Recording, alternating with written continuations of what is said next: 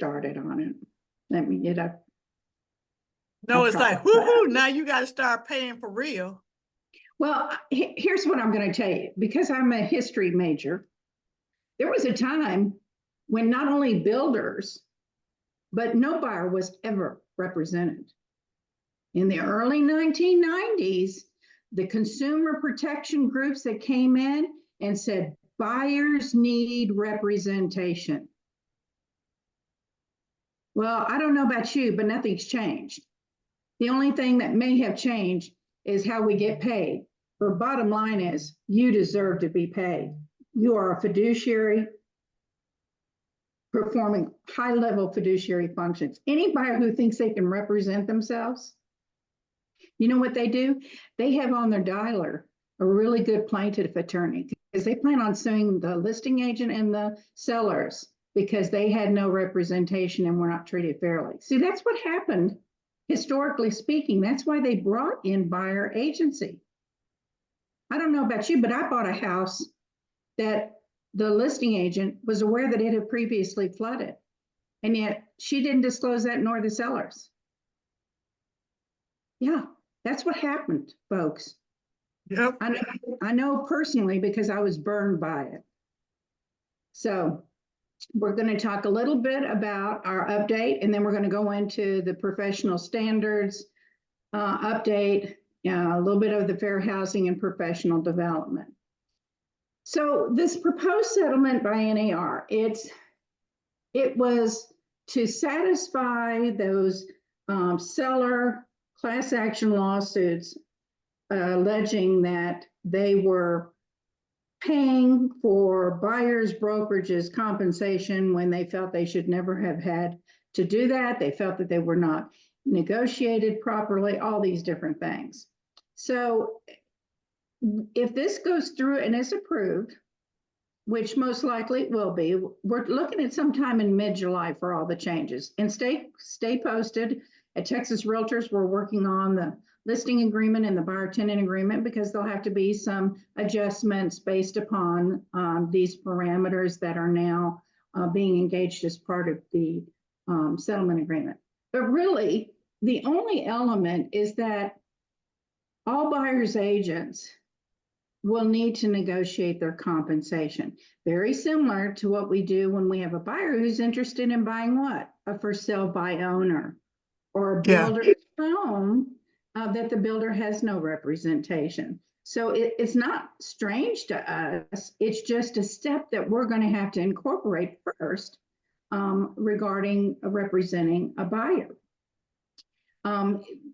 Texas NAR said that all realtors are required to have a written buyer tenant agreement prior to touring property with prospective buyers. Well, your broker requires that now, so that's nothing new. That doesn't scare me. And we will be updating the forms, as I told you in my previous trainings when I provided some addenda that you could use.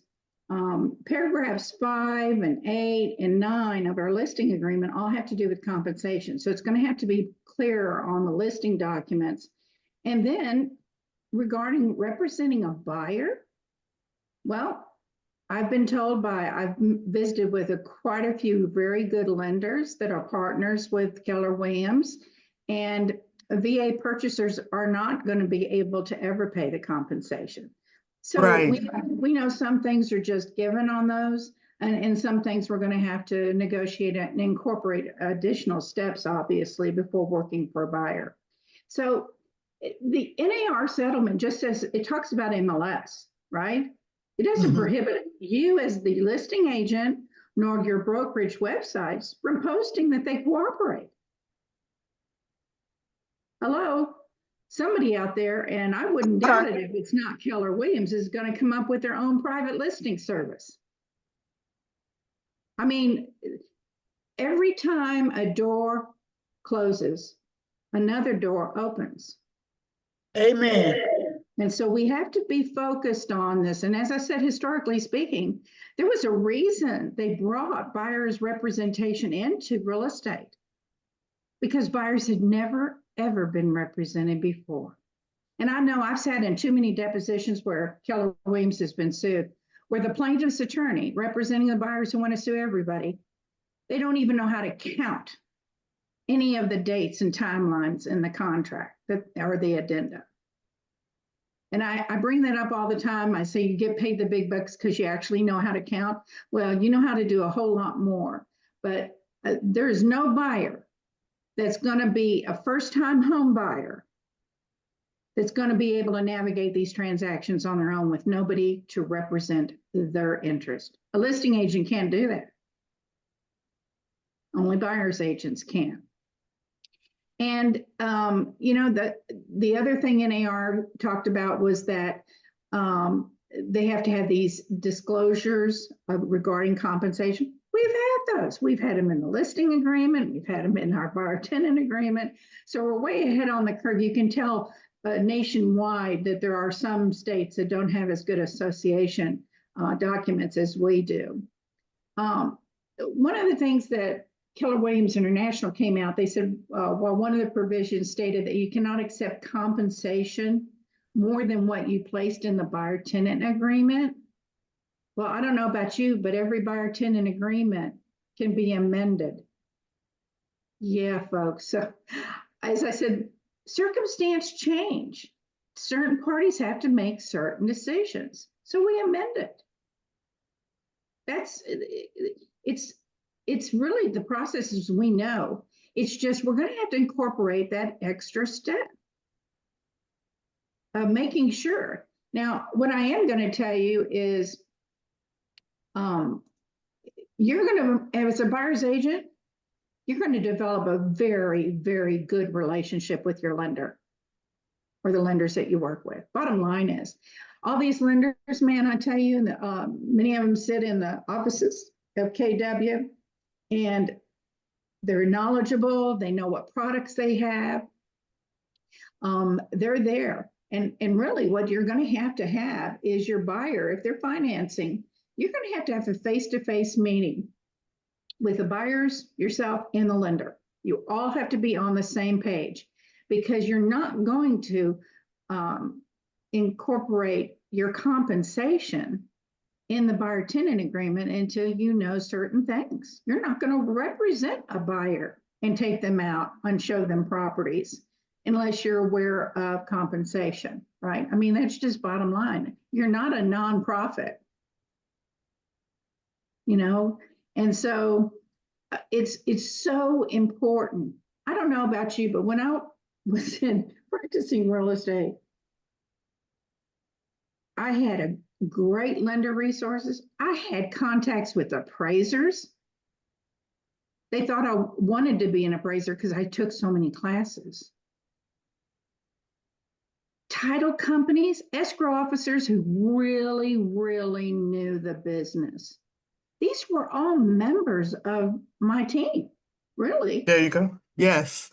And so if you haven't done that and you've been in real estate a while, I don't know how you survived because it's so critical. These partners that we have these relationships with, man, we call upon them at all times to help our clients. We don't have all the answers, but we should have enough resources that we can get answers. Absolutely. Yeah, so there's going to be so much more coming down the pipe, but you know, quite frankly, the company we're associated with, there's not going to be somebody who's going to sit back and say, oh, you have to go to 42 different broker websites to find out if you'll get compensation before you even show a property. I do believe private listing services are going to come up, and they are not subject to NAR MLS requirements. So we're going to have lots of different changes. What I think you're going to need right now is to relook at your best practices and your relationships with your vendors and your lenders, your title company, your inspectors, all of them. As I said, this is a very complex transactional business. So we're only probably as good as the resources that we have surrounding us and provide to our clients. So they're all going to be a part of the change. They're all staying real tight, understanding what's coming down, what can and cannot be done, and what can the lenders do to help us and what they can do to help their client, their borrower, our client. So we've got really good support from all of the professionals in the transaction. So don't be running around scared to death. Now's the time to bulk up on not only your value proposition, but make sure you have good established relationship with really trustful parties. Okay, so any questions about that? Marilyn, you made a comment about agencies, Keller having their own private listings. I would hate to go back to that. Well, NAR's MLS will not allow any compensation. These private listing services will allow it. A listing agent can put it in their flyer, their emails that they send to their network of agents that they work with. And that's fine. That's fine.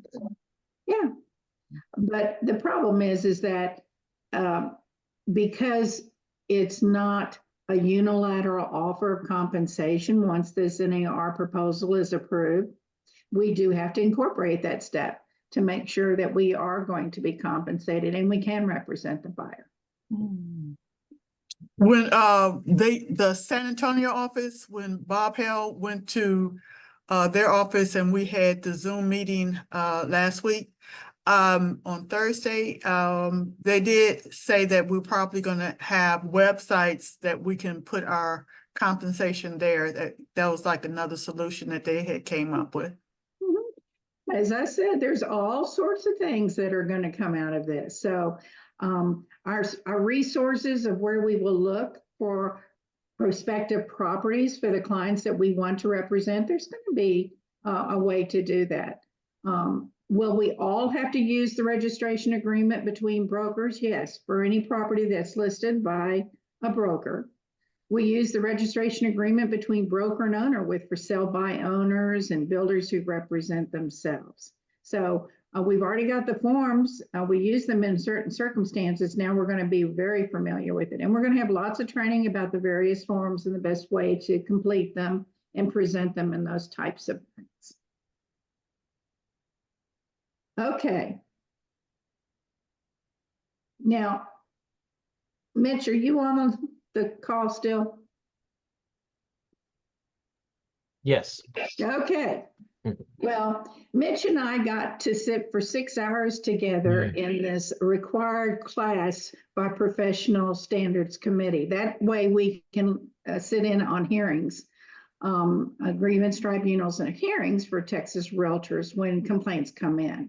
And I'd say in the auditorium or the ballroom where we were with this course, half of the people who participate want to hung, drawn, and quarter realtors who do anything or have any violation.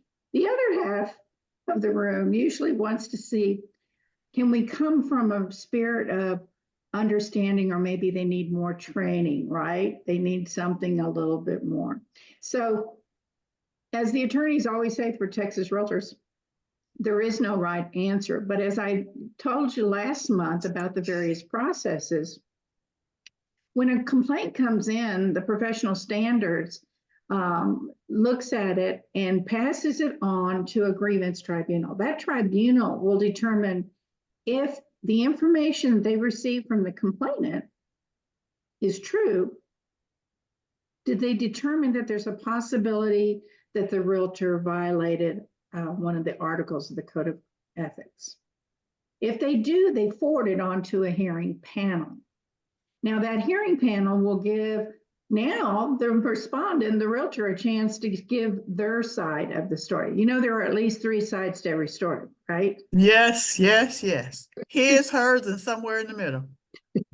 And so once they do that, they do offer that the parties could mediate, right? Because many times it's a matter of the complainant really wants to, they think they're going to have their license taken away from them. And that's not what Texas Realtors does. They are enforcing the Code of Ethics, and they are the mechanism for arbitration through the Code of Ethics, Article 17. So, but if mediation's not successful or it's declined, then the hearing panel will proceed.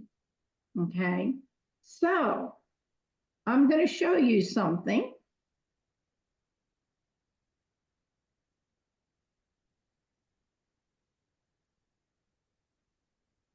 Okay, can everybody see the postcard? Okay, this was in one of our case studies.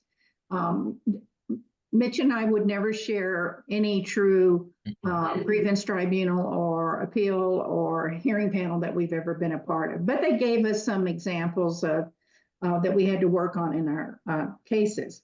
So everybody Okay. see, tell me what's wrong with this postcard. There's no brokerage. There you go. Good job. So I told you from the beginning, you are never alone again once you get your license.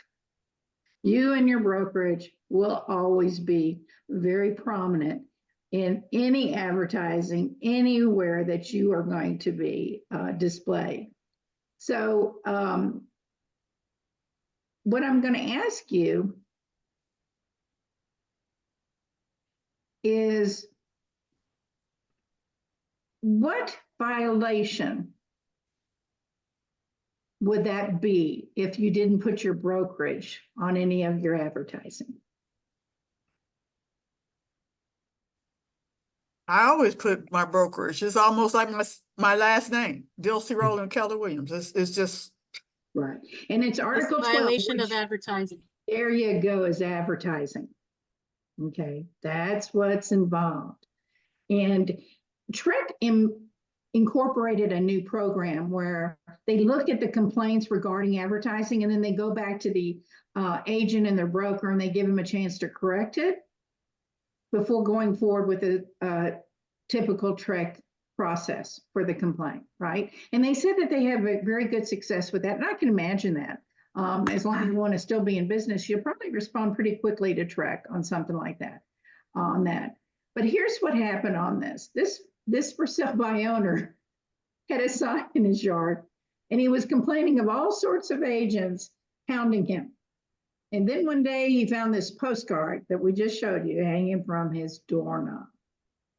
And all of you realize that they failed to notate their brokerage, right? right. Do you think that ever happens? Oh, Yep. yeah, it happens. Oh way yeah. you would like to acknowledge. Now, I want somebody to take themselves off of mute and tell me, what would you do to this realtor who violated Article 12 advertising? I told you what you couldn't do last month. You can never make the realtor write an apology letter. So other than that, tell me what you would do to the realtor. Honestly, I would be afraid to point fingers because you always say when you point one, three are pointing back at you. I would call them and tell them to pay attention to it, maybe. An advisory letter? More informal. I personally would probably call and be like, hey, someone could potentially write you up for advertising issues. You Good better job. add your brokerage. This has already been done. So this is the hearing panel now sitting in judgment on a realtor who violated Article 12 advertising. Mm. So you can do an advisory letter. I mean, I guess you could fine them or tell them you're going to fine them. I don't know. Yeah, they're fine as possible. Sometimes you think that they're going to come down hard on these agents, and then you see something like the person stole money or did something really bad, and the penalty seems so soft. So who knows what they're going to come up with this? I don't know. Well, most of the room felt that they needed to go back into some training, some classes.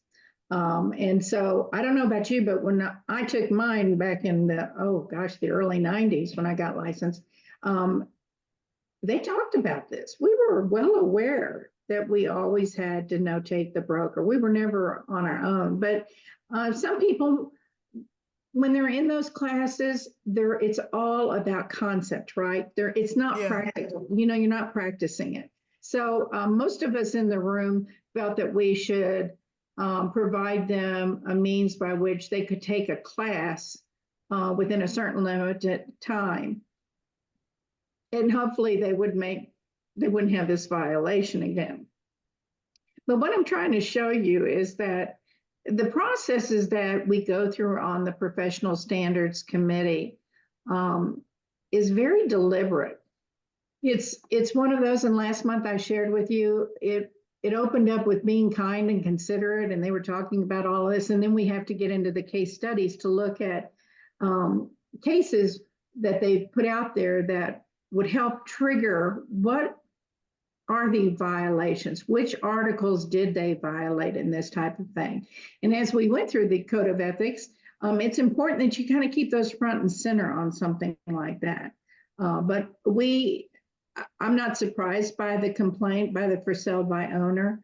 I can tell you, we got hounded by every time there was a bold class, and Yes. and several of the brokers got notices from sellers that didn't like being called at 7 o'clock in the morning while they're trying to get the kids ready for school and breakfast and those type of things. So just remember, we're held to a higher standard with the Code of Ethics. And advertising is one that I see most often violated as I go just tooling around town in my vehicle. It's amazing because we have a lot of realtors in Bernie. I'd say half the populations are licensed holders. Can I add a PS to that? Yeah. While we're talking about for sale by owners, you have to check the do not call lists. If they're on that, you cannot make a call to them No, or text them. or text them. Mm-hmm. Yeah, it's so important to always keep that front of mind. Your broker has told you this, so it's not the broker's policies are there. It's that you have to abide by them on something like that. Yeah, be very careful about that. Okay, the next one is. Oh, fair housing. Well, I'm glad we're getting ready to go into fair housing. next month is April, is Fair Housing Month, and we'll talk about fair housing more in detail. Right now, I'm going to just kind of hit some key points from a session that Mitch and I both attended very early in the morning. And the majority of the individuals in the room were property managers, brokers that had property managers, okay? But the director of the division in the Civil Rights Division of the Texas Workforce, they enforce the fair housing for HUD. And they talked about how there are 23,000 fair housing. Oh my God. It's the most of any state. I was taken back by that. It saddened me a little bit because Coop, who was one of the investigators who was handling the Q&A session and talking about various things, he came from California originally. A very interesting gentleman.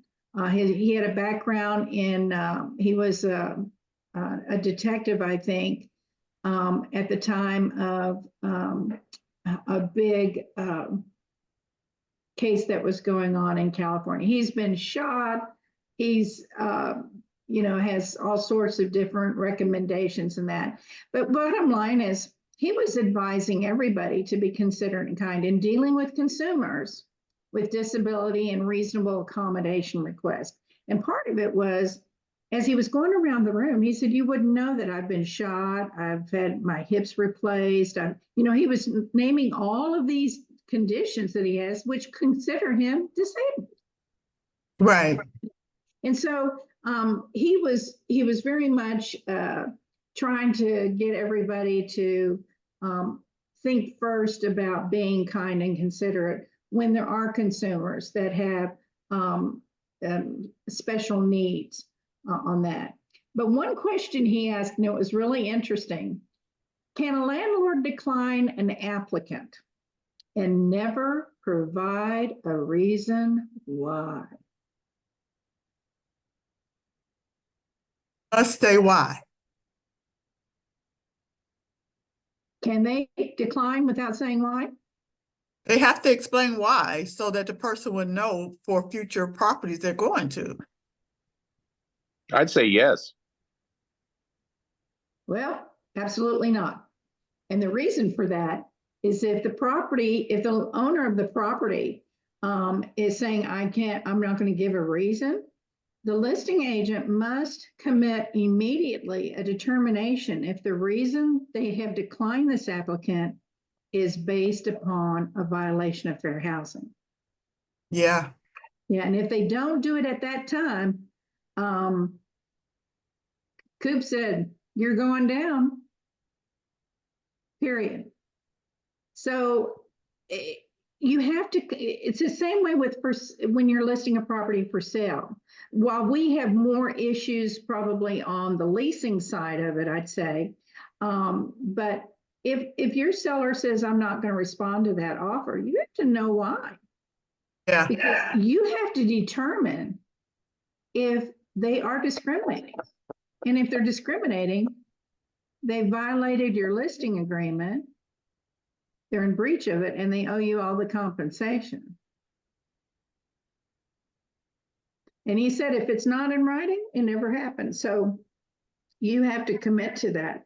And I'm telling you right now, I'm dealing with some horrible cases where a prospective applicant is alleging discrimination, and the property manager and the listing agent, the broker, they're all involved in it. And they've crossed every T and dotted every I. But what happened was the way they communicated acceptance to the applicant, the tenant applicant's buyer tenant agent, was not acceptable. It was one of those things that, when you say, are they approved? That's a very open-ended. When you say somebody is approved, what would the tenant assume? They've been approved for the lease. yeah. So it really comes down to, you have to really mind your P's and Q's when dealing with individuals.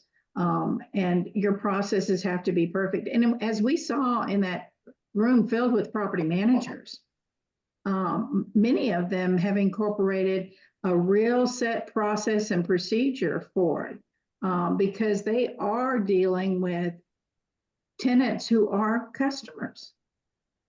They don't have anybody who represents them. And one of the property managers for a KW office in the Houston area, she was explaining, I have a very strict process. I have everything written down. The prospective applicant always signs off on it and reads it before they make application, various things like that. But we have a lot of listing agents that list properties for lease that are not as familiar with the elements that you need to incorporate to make sure that you've ensured that there is no discrimination, that everything is done above board. And as I said, next month, we're going to talk a lot more about the fair housing update, since it's April, and we'll talk about that.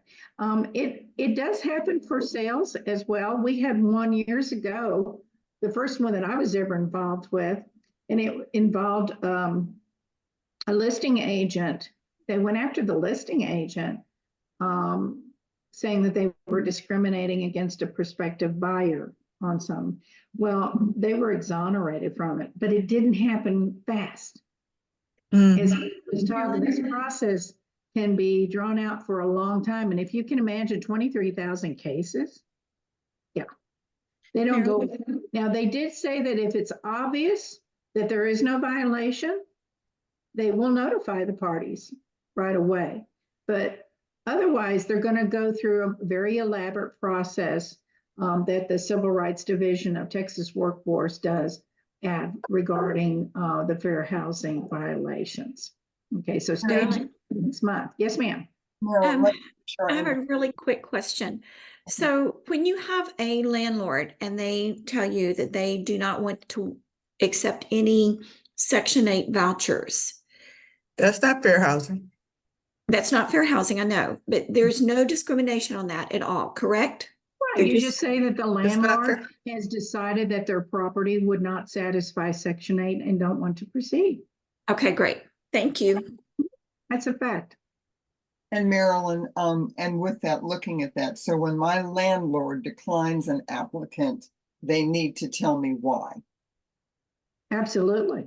And Actually, you need to have your landlord, the owner of the property, complete the adverse action notice, the Texas Realtors form, because that very first area determines the landlord's telling them the reason why. And it could be that they didn't meet their landlord rental criteria that the prospective applicant had, or it could be a credit report or credit score issue. all right, understood. Thank you. Yeah. I have a question too.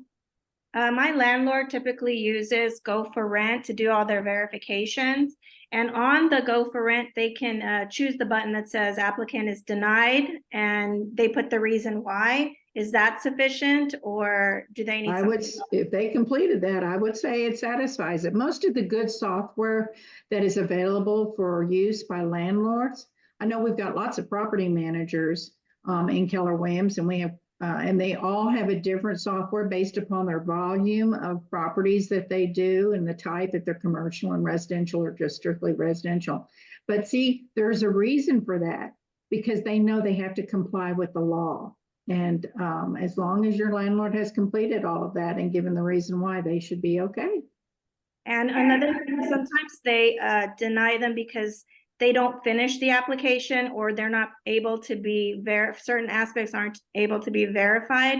Is there like a time limit that we can give the applicant, or do they just have an open application and we can't really deny them because they haven't finished the application? Well, it seems to me when they submit it, they finished it. Okay.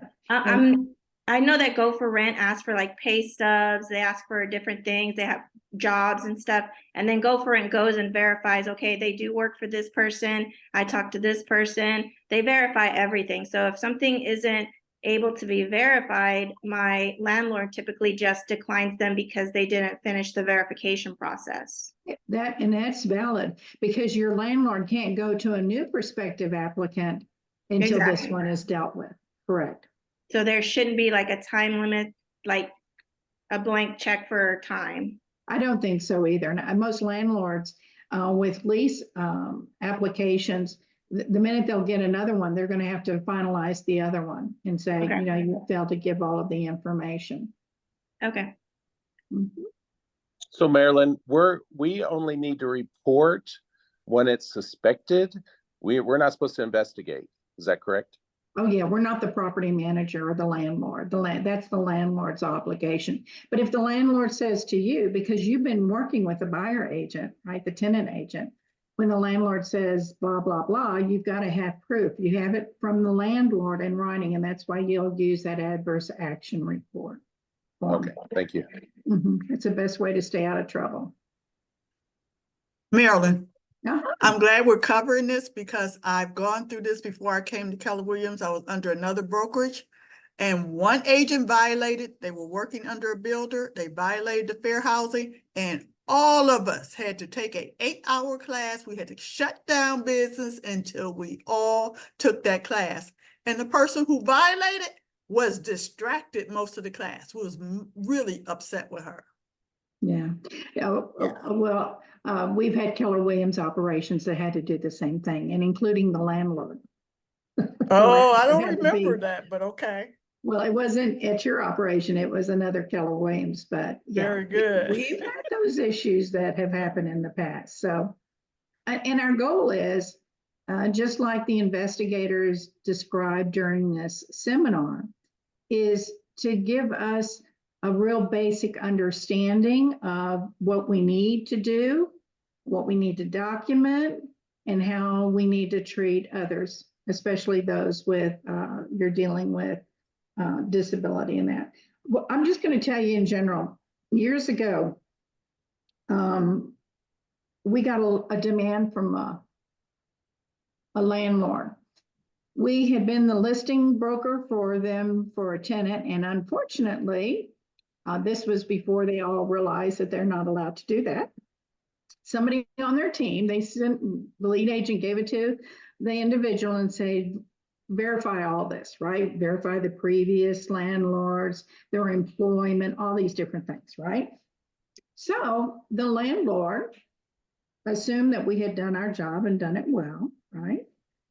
Tenant gets in, tenant destroys the property. They wound up taking the tenant to court, and they had over $60,000 damages. Oh my God. Against those tenants. Well, then they came after KW saying it's your fault, right? So they give me all the information. I took one phone number from the application, and it was set up. It was a friend of theirs that was working for a very big company in the Woodlands. And if I said the name, it began with an E.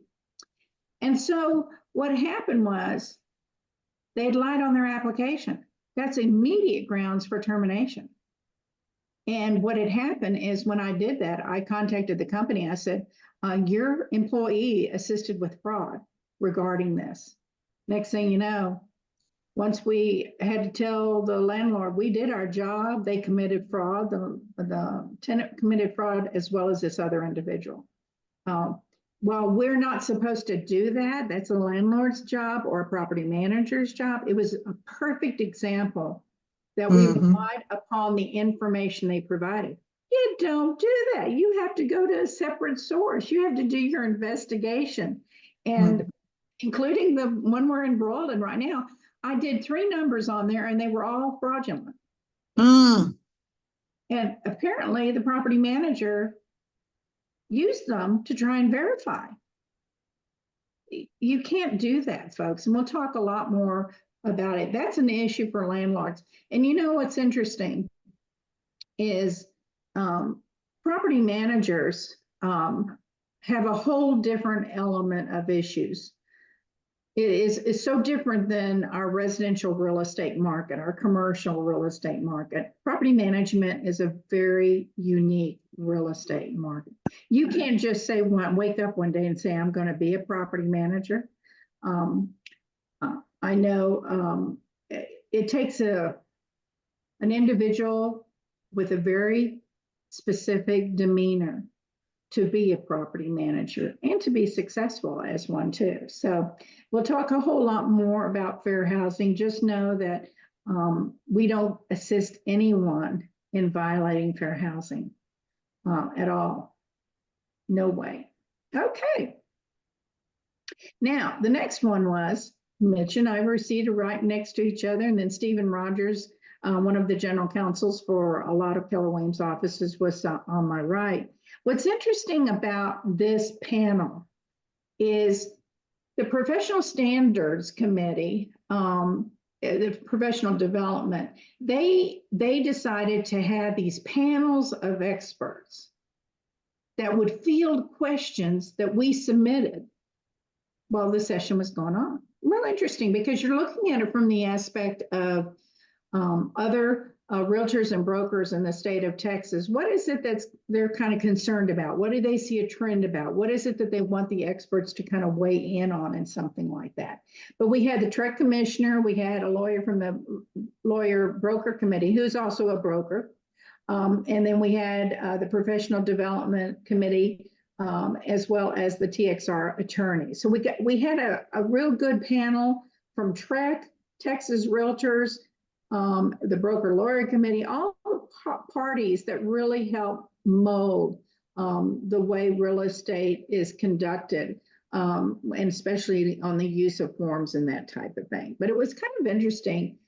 They all mentioned about, they were concerned about this verdict that came in on the Sitzer Burnett and those types of things. And the attorney for the broker lawyer committee, he said, look, and the TREC commissioner too, proof of negotiation of compensation in all our agreements. Well, our Texas Realtors forms, it is there. But what they really want is that you're going to have to prove that you actually negotiated. And one of them said it is your fiduciary duty to actually explain every provision before any client that you have signs any document. Well, we're not surprised that realtors don't do that, right? They send documents over and tell their clients to read it. I don't think that's a value proposition, folks. I think actually sitting down and reviewing it with them. You can do it by Zoom. You can do it in person. They can come to the office. They're all different ways, but that hasn't gone away because we have digital expediency with communication. That is still your duty to do that. As we know, that's one of the elements they used against the listing brokerages, the plaintiffs, those sellers, so that they never had the opportunity to negotiate. Now, their forms were not as good as our state forms, which is obvious, because it'd be hard pressed for them to say they didn't have the right to negotiate. Yeah, they had a right. They had a right not to go into an agreement with you, a listing agreement, but some people don't read. And so, they feel blindsided. So that's why we're going to do a much better job of making sure we do cover all of these components in our agreements. They talked about they're going to retool them to make sure they're more enforceable, maybe easier to enforce, those types of things. The other element, it was funny because in several sessions, they said if it's not in writing, it never happened. And while I know you discuss certain things with your client, it's really good to make sure you commit to a record showing that you did review it with them and that you thank them for it and you appreciate that. But I'm going to tell you, on every lawsuit we have ever had, every demand, once we get into the documents and see all the communication and everything, many times they forgot that we have records of their giving us approval on things, that they answered certain questions that we posed to them. And, they conveniently forgot about that. When it's our business, we keep all of those records. We make sure that we can prove everything that we've done in the course of the transaction. It was an interesting individual who stood up and asked the panel, and he said, we're getting all of these offers. My sellers are all getting offers on the subject to, blah, blah, and went on and on. And everybody in the room, even the standing room behind us, were all acknowledging that they were aware of it. And so the attorney for the Broker Laureate Committee, he confirmed that all our forms cannot be used for lease purchase, contract for deed, subject to, which is wraparounds, folks. And our insurance doesn't cover us if we have conducted a transaction on a form that does not allow for that. The biggest thing that they talked about, and I am going to show you, is from the Occupations Code.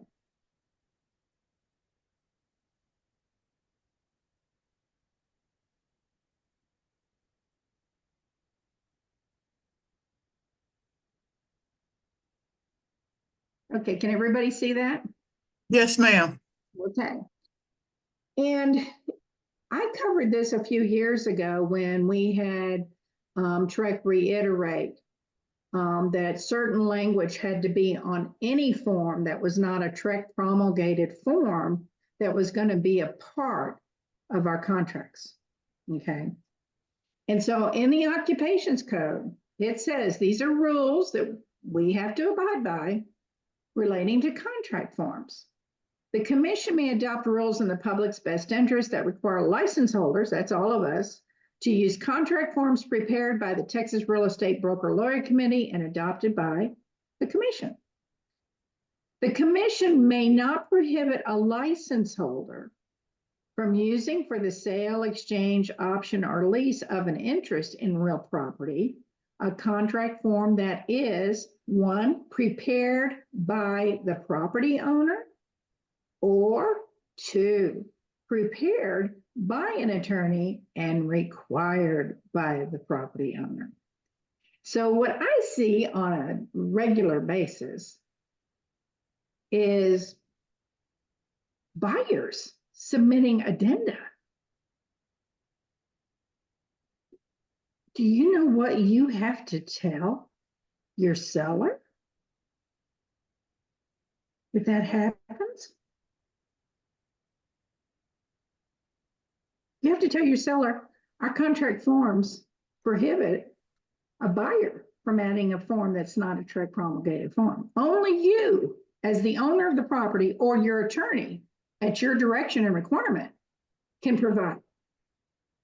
So as a listing agent, you say, you're going to tell them that, and you're going to put it in writing. They're going to know that it's not allowed. Now, if your seller wants to do something stupid, in course of, especially on these subject to wraparounds and contract for deeds and lease purchase, you're going to tell them, you don't get to agree to this. You're going to have an attorney that's going to approve all of this, representing only you, because we cannot facilitate this transaction. You say you see this on a regular, Marilyn, where buyers submit addendums? That just, oh my God. Mm-hmm. Sure do. And most of them are done by buyers that are license holders, that have LLCs that are going out there doing all these. Big time.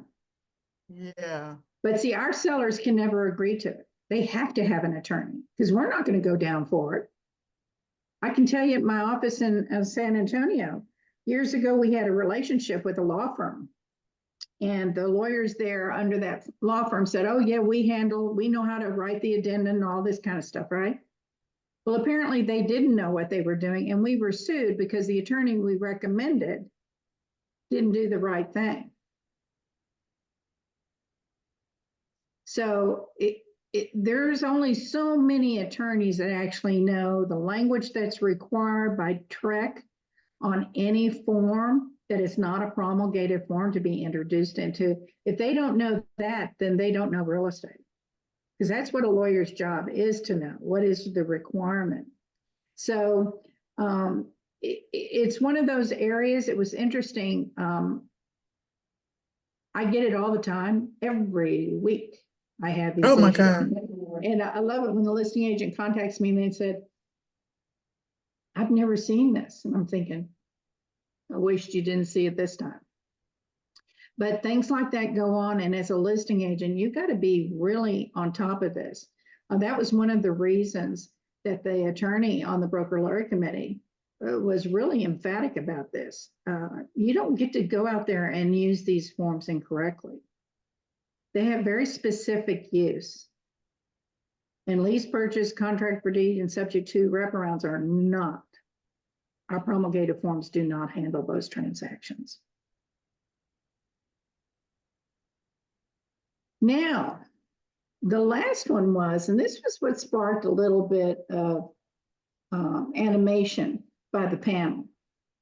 Now, you understand the TREC commissioner was there and the attorney from the broker lawyer committee, but they warned about the proper use of intermediary, and the attorney on the TREC broker lawyer committee really emphasized that when there are no appointments by the broker, you are only a paper pusher.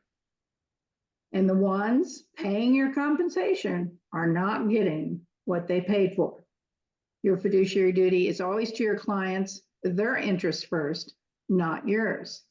And part of the historic information that I know from all the agents that misuse this and use no appointments, they're always trying to get and say that it's about compensation. Well, it's already covered in paragraph 5. We just cooperate in another paragraph in the listing agreement in 8. But if there's a customer in the transaction, you don't get to falsely use intermediary thinking that you performed one scintilla of a fiduciary duty to that buyer that was a prospect and a customer only. And so it's real important that we really pay attention to agency. In light of all the issues that are going on, it's more important now than ever to make sure that we have understood our fiduciary duty to our client is first and foremost. It's not about compensation. That's already covered in a separate agreement. But you know, we have a lot of individuals that do that think that it is about compensation. I'll get both sides. they're worried about something other than being a fiduciary to their client. Any questions about that?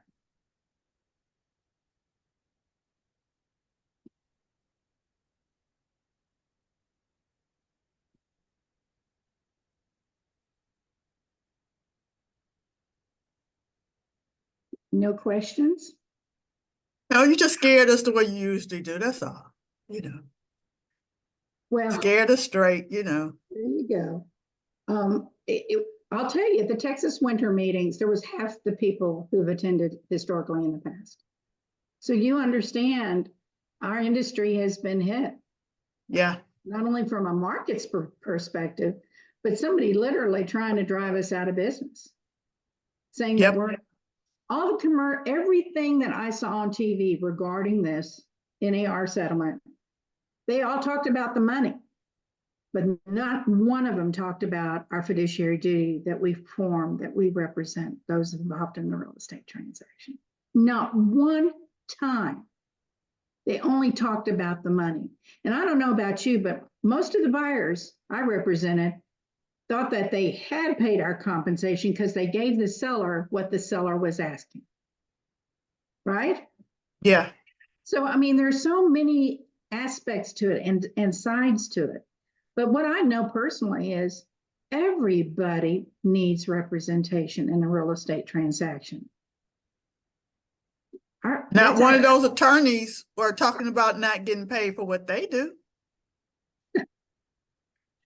Exactly. And my thing is, I was in conversation with some attorneys, and they said they don't know the door they've opened for us to come after every seller and whoever represented the seller, because that buyer who was unrepresented and the compensation wasn't there for me to be able to hire somebody to represent my best interest, you took advantage of me. Mm-hmm. Yeah. And as I said, historically, how did it come into be? It came into be because the consumer advocates were saying buyers needed representation. That hasn't changed. And any buyer who thinks they can traverse this without a license, we have agents who've been in the business a few years that still have difficulty with some of our forms and our processes. Well, that's understandable. We practice real estate and we learn as we practice. You know, I go to a godzillion doctors for my husband, and I was sitting there and the word practicing, and I don't know, but when you have a doctor who's there, you're hoping that they know a little bit more than just practicing on you. I said, no, that's how you acquire knowledge, is through the practice of your industry. Did we all come out knowing everything when we got our license? Nope. Holy moly. I can still look back and think this business, this industry was, I passed the test, I took all the courses they wanted me to take, and I still didn't know anything. And how do you gain that knowledge? By practicing and going to a lot of training sessions and various, as I said, I went to so many appraisal sessions that the appraisers thought that's what I was studying to be. They asked me if I was apprentice, and I thought, no, I don't want your job. I just need to know what you know, because I'm going to represent buyers and sellers. I had never been in an industry where I got a license and I didn't know anything. It comes from putting your head down, doing the hard work, learning the values that you bring to your party in a transaction. That doesn't happen overnight. That comes with acquiring knowledge. I remember one agent told me, this was in the heydays back in like 2004 and 5, you know, where lenders were rolling in all the closing costs and people closed at 104% of their, you know, at the closing table. And she came in my office and she was very frustrated. She said, well, I've worked for everybody in my family and I don't have any more family members. I said, well, you've been doing your daily, you know, touching those people, your sphere of influence? She said, no, I was just using my family. She had a big family because it took her about 2 years to get through everybody in her family. And the part was she had not been doing the basics. This is not a business you get to say, I'm going to take a little time off. Is it? No, as Gary Keller always said, we always had to make time for ourselves, right? We had to actually calendar our time off, calendar our vacations and those types of things. But you can't step away from this business. You are the business. Don't let anybody tell you differently. Don't let buyers say, I don't need you anymore. Really? When was the last time they had data from MLS? I don't think so. You are a wealth of knowledge. You pay all that money for all that knowledge and all that information that's in MLS, you better believe it. Historical data is very important. Very important. So the individuals that want to downplay your importance and the value that you bring to them, don't waste your time with them, folks. You go find somebody who's going to appreciate the value proposition that you bring to them. Because Think it, Marilyn. Yeah. Marilyn, I have a question because sometimes I have, people, oh, I'm representing myself. Where are they getting the forms? Are they getting Trek has all the forms, the contract forms and addendum. They're all public.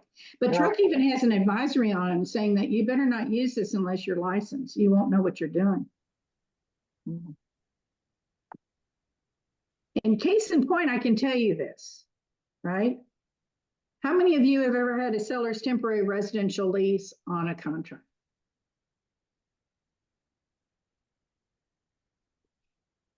How many times after it's closed and funded, does your former buyer that's now a landlord and your former seller that's now a tenant come back to you because they want something done? I dealt with it twice today already, and I was as polite as I could be to the listing agent. I said, you do understand we don't interfere with leases, even temporary leases. She said, well, she wants me to be there on the final walkthrough. I said, I don't think so, unless you got a lot of money in the bank, because you don't have any reason to be there. None. Yep. Our fiduciary duty ended at closing and funding. Yep. And that's a perfect example. Are those forms on track? You bet. The seller's temporary residential lease, the buyer's temporary residential, they're all on track. That doesn't mean they know what they're doing. The sheer fact that they keep trying to pull you back in tells me they don't know what they're doing. So no disrespect to people who think they know everything on how to handle the transactions, but I just have a much higher opinion and respect for our fellow realtors that are in this industry. We take the code of ethics seriously. We treat people honestly. And that's not going to change. We're just going to have to find people to do it. And the market's going to shift because of all of this. We're all going to be shifting. Not only the market's going to shift, our transactions are going to shift, but that's okay. We can handle this. This is what we do. So stay positive. I read everything that you see coming and make your own decision about certain things. So make no mistake, your brokerage is strong. And we have resources that we will always be able to call upon. We'll probably be trending in the market because we're going to be leaders in it, as we all are now. Continue to be that way. So hold your head high, be proud to be a realtor. I'm proud to be a realtor. I don't want to be just an agent. Absolutely. Yeah, we're realtors. And so we're going to hang in there and do this. Now, I am going to tell you that everything we're going to be told won't be finalized in a perfect form for a while. So we've still got to work on this for the next few months. But I'll keep you posted. I deal with Texas Realtors on the task force for residential forms and stuff like that. So I'll keep you informed as far as our progress and what we're doing on something like that. So Before I leave, I want to wish everybody very blessed holy days and holidays. This is one of my favorite times of the year. And if you don't think I don't cry, you are wrong. At the mass yesterday, my husband looked at me. He thought I was sick or something. I could not. I was so overwhelmed. This is Yeah. a very, very special time in our calendar for our religion. And it always touches my soul that somebody would give their life Yeah. for us. So take care, everybody. Thank you, Marilyn. And I'll see you next month. Thank you. All Thank you, right. Marilyn.